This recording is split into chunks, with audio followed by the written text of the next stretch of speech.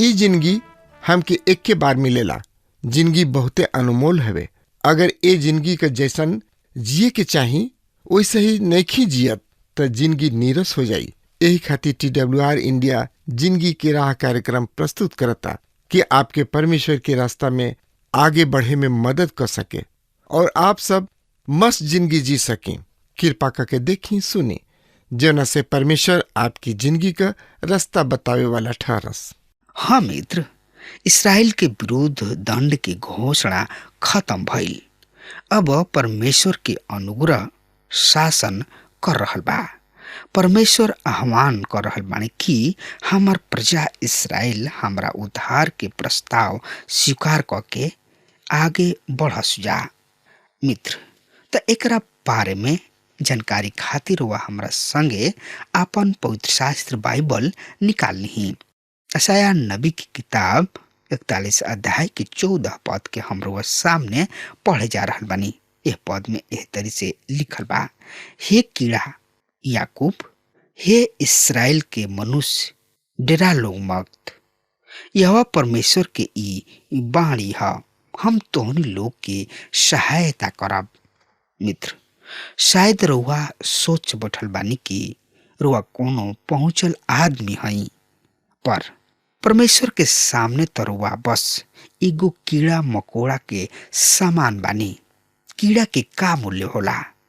मनुष्य सब के घृणा के पात्र यदि घृणा उग्र हो जाए तो ओकरा गोड़ के नीचे कुछ दिहल जाला, अथवा केहू कोनो तरीके लाभ के ना। यदि कोनो रीति से हमनी के केहू रूप में केहू के महत्व के हो जाई न जाता, ई केवल परमेश्वर के अनुग्रह में ही भइल करला। छोट नन्हा मानव जिंदगी के मंच पर अकड़ के चलेलन मित्र, त कबहुओ झुलझुला जाले, त कभी कूढ़त ही रहलन। कबहुओ ओह भेड़िया के तरी भेड़शाला के चक्कर लगावत रहलन, जौन की जालीदार सुरक्षा के देवाल पार त ना कर सकेलन, पर जाली में से भेड़न के देखत जरूर रह जाले कहवा जा रहल बा मानव, और ई ओकरा ओह दौड़ धूप से सही में का प्राप्त हो रहल बा। कुछ बा जौन की ये सब के निरर्थकता दिखाई दिहल जाला, और ऊ एकरा से अतना निराश, अतना डिस्टर्ब हो जाले कि ओकरा आगे कुछ भी दिखाई ना देला सिवा आत्महत्या के। और आज ऐसा अनेक लोग बाणे जौन की धनी मनी लोग में पावल जाले, तब उन्हीं लोग जा भी कहाँ जा सकताने। उ जे समझदार बाणे इस दशा में परमेश्वर की ओर लौट आवेलन, और उन्हीं लोग के सामने एगो नया झरोखा खुल जाला, अनंत जिंदगी के, सार्थक जिंदगी के। पर कतना लोग बाणे जौन की एह निधि से वंचित रह जाले। परमेश्वर के संगति ओहनी लोग फ्री के राखल बा, फिर भी ओहनी जाना चक्कर लगावत ही रहलन। एकर द्वार से यानी कि दूसरा द्वार से दूसरा द्वार तक, एगो पिलर से दूसरा पिलर तक परमेश्वर के भलाई, परमेश्वर के करुणा और परमेश्वर के अनुग्रह सबके खातिर फ्री बा। रुआ सबके केवल मुड़ के आवे के बा। इस सब रुआ पहले ही नाम क दिहल गुल बा। नया विषय है, परमेश्वर प्रतिद्वंदी सब के सिंहासन पलटती हैं। पद 21 ये तरी बता रहल बा, सुनी ध्यान से। यहोवा परमेश्वर कहताणे आपन पक्ष पेश कर, याकूब के राजा कहताणे आपन प्राण दे। मित्र, ये परमेश्वर के विरोधी सबके चुनौती ये देताणे। परमेश्वर के विरोधी के ह? का रुआ एह संभावना पर विचार कइले बानी कि रुआ खुद उनका विरोधी हो सकतानी? कुछ भी जवन रुआ अपना और परमेश्वर के बीच आ जाए दिखना, वो परमेश्वर के विरोधी के श्रेणी में आवेला।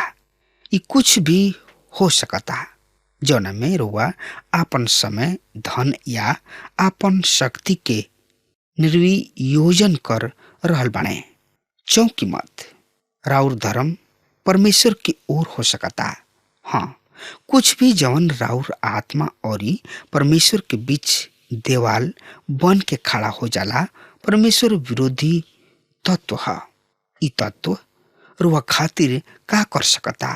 का ई रुआ पर स्पष्ट कर सकता कि सृष्टि अस्तित्व में कैसे आयल? एकरा विषय अनेक अनेक स्पष्टीकरण दिहल जा सकता। का रुआ श्रमिक विकास के सिद्धांत से सहमत बानी? एकरा विषय अनेक अनेक स्पष्टीकरण दिहल जा सकता, पर सर्वोत्तम ई होई कि ई सब परमेश्वर के सामने ले आवल जाओ। ई आपन प्रमाण ले आवे और हमनी के बतावे कि का होखे वाला बा। जौन कुछ घटना पहले घट चुकल बिया उ हमनी के बतावा। हमनी के ओकरा पर विचार करे के, हमनी के ओकर परिणाम जानब जा कि भविष्य में घटे वाली घटना के विषय हमनी के बतावा। मानव के ना ओकर शुरू और ना सृष्टि उत्पत्ति के कुछ विषय मालूम बा, कुछ मालूम नहीं खे उनका। उ कवन कवन सिद्धांत सबके पालन कइल करलन हमनी के पूर्व घोषणा सुन ली। 50 वर्ष से पूर्व होते होते इस सब डार्विनवादी बंगला झाकत दिखाई दी हैं, काहे कि दूसर अनेक सिद्धांत के जैसे डार्विनवाद भी अन्य सब सिद्धांत के कूड़ा के ढेर में दिखाई दी। अनेक वैज्ञानिक पृथ्वी के उत्पत्ति के विभिन्न सिद्धांत सुलझावे के प्रयास करलन। ओकरा के वैज्ञानिक सिद्धांत मानल गइल, पर कुछ वर्ष पश्चात ओकरो के भी कूड़ा घोषित कर दिहल गइल। मानव ना तो आपन शुरू जानेला और ना ही आपन भविष्य ओकरा मालूम बा। मानव एगो अनजान प्राणी है। तन किसा रुक के विचार करी कि रुआ के कतना कम अपना बारे में मालूम बा। अतना अनेक बाणे जौन की PhD डिग्री प्राप्त कइले बाणे, जेकरा बहुत ही कम मालूम बा। एगो आदमी के बारे में सुनल गोल कि उ आदमी PhD के खातिर तैयारी करत रहन, जौन की उ विषय उ चुनले रहन। जौन विषय उ चुनले रहन उ रहे मच्छर के आँख। निसंदेह ई एगो साधारण विषय है।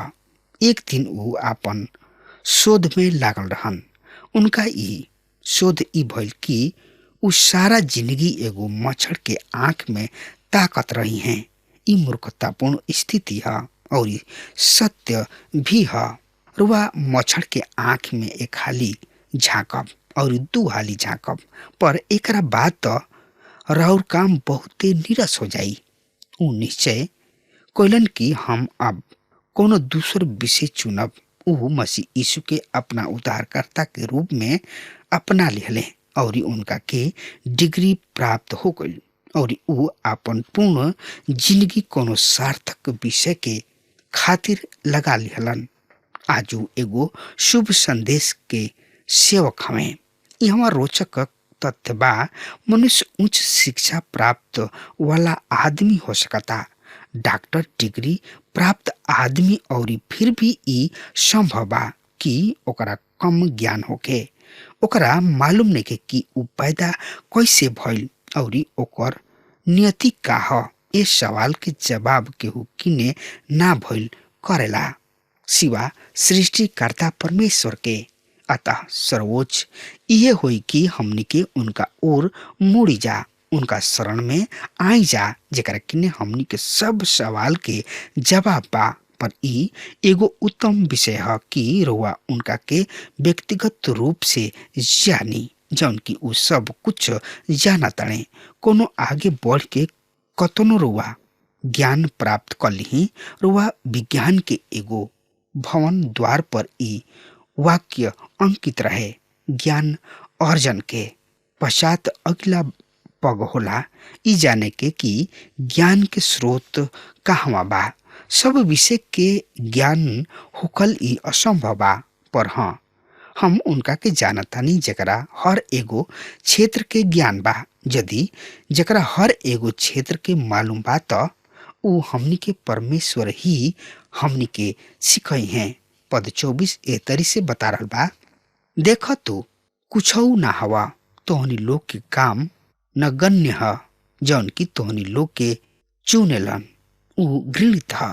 अनेक अपना अतीत के विषय पूरा तरी अनजान भइल करलन और अधिकतर परमेश्वर के बिना अपना भविष्य के भी ना जानेलन। एकर त इहे अर्थ कि परमेश्वर के बिना मानव के सब प्रयास निरर्थक भइल करला, खोखला भइल करला। सेवक के पास वो आदमी कहे लगले, यदि रुआ हमरा के जिए के खातिर कोनो उत्तम लक्ष्य बता नहीं सकत त हम आपन सब समस्या खुद सुलझा ले आपन जान दे के। उनका हाथ में एगो पुराना रिवाल्वर रहे। ई बात के देख के सेवक चौंक गलन और ऊ ओकरा के जवाब दिहलन, सुना, यदि ई तू प्रमाणित कर सक कि जान दे के तू ए समस्या के सुलझा लेब तो हम तोहरा के एकरा से बढ़िया नया रिवाल्वर दे सकतानी कि तू ई काम बढ़िया रीति से कर सका। यदि तू मसीह यीशु के नजदीक मत आवता और उनका के अपन स्वामी मत बनावता, बढ़िया ई है बाकी तू अपन रिवाल्वर उपयोग में ले आ सकता। अगर प्रभु यीशु मसीह के अपन उद्धारकर्ता के रूप में ना बने तब त ए रिवाल्वर के अपना उपयोग में ले आ सकता। भाई बहन, वो ए आशा में उनका किने आयल रहन कि पादरी साहब उनका के विभिन्न विषय पर बात विवाद करी हैं।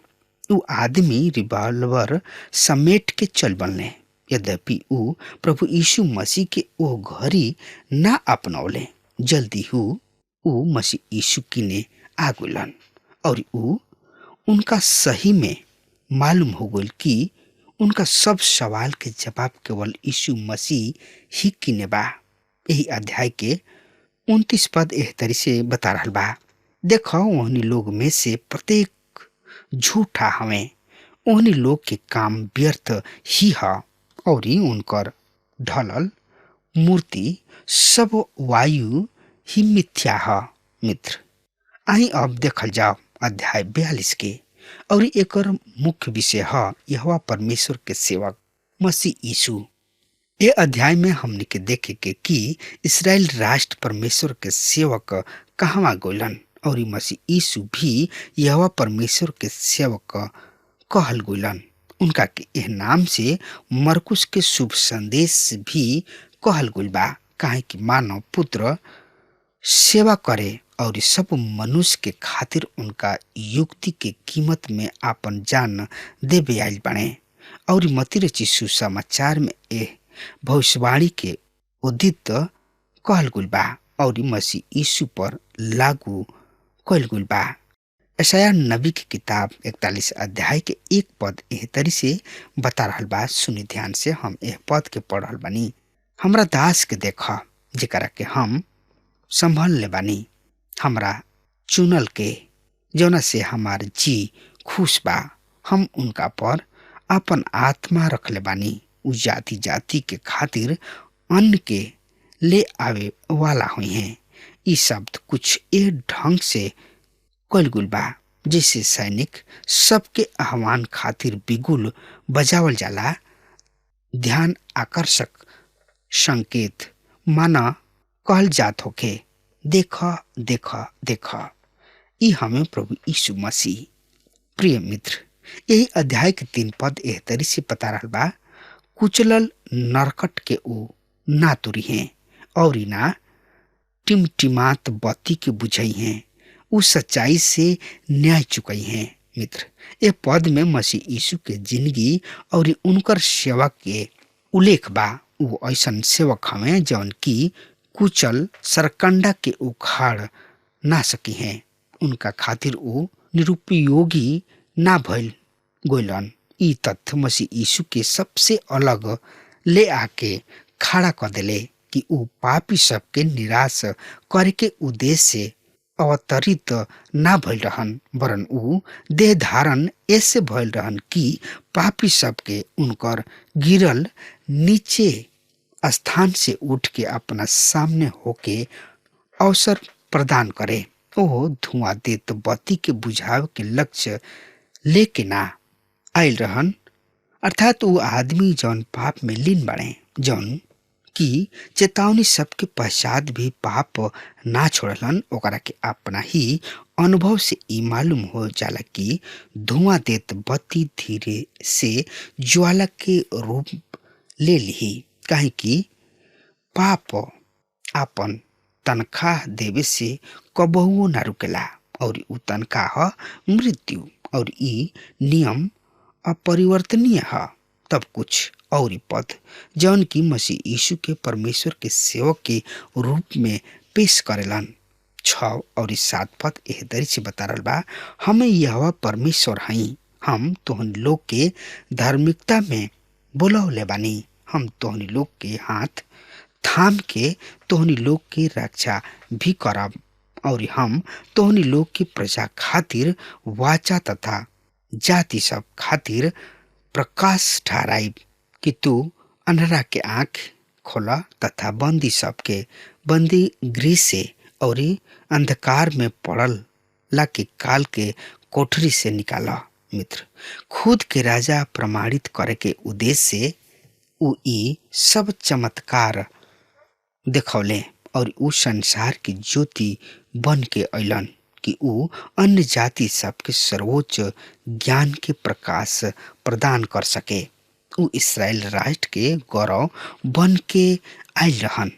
19 पद एह तरी से बता रहल बा, हमरा दास के छोड़ा औरी के आन्हर बा, अथवा हमार भेजल संदेश वाहक के तुल्य के बहिरा बा, हमरा मित्र के ऐसन औरी के आन्हर बा, अथवा यहोवा परमेश्वर के दास के तुल्य के आन्हर बा। मित्र भाई बहन, अब यशायाह मसीह यीशु के ओर से आपन लक्ष्य हटा के इसराइल के ओर करतणे। ई आन्हर और बहिरा सेवक अब मसीह यीशु ना वरन इसराइल राष्ट्र है। परमेश्वर यहाँ अपना ही लोगन के धिकार रहल बने। 22 पद एह तरी से बता रहल बा, पर ई तो लूटल पीटल लोग हमें, सब के सब गड्ढा में फंस गइलन, अथवा कल कोठरी में बंदी बना लिहल गइलन। उ ऐसन शिकार हो गइलन कि ओहनी लोग के छोड़ाए वाला केहू ना रहल, और असही लूट केहू ना कहला, ओकरा के लौटा द। मित्र, अब हमारा समय खत्म हो रहा बा, तब तक खातिर वह हमरा के आज्ञा दी। परमेश्वर वह के बहुत ही आशीष देश। आमीन। हमके विश्वास बा कि ई कार्यक्रम आप सब खातिर फायदेमंद सिद्ध भइल हुई। हम चाहतनी कि आप सब अपन अपन आशीष हमरों से बांटी।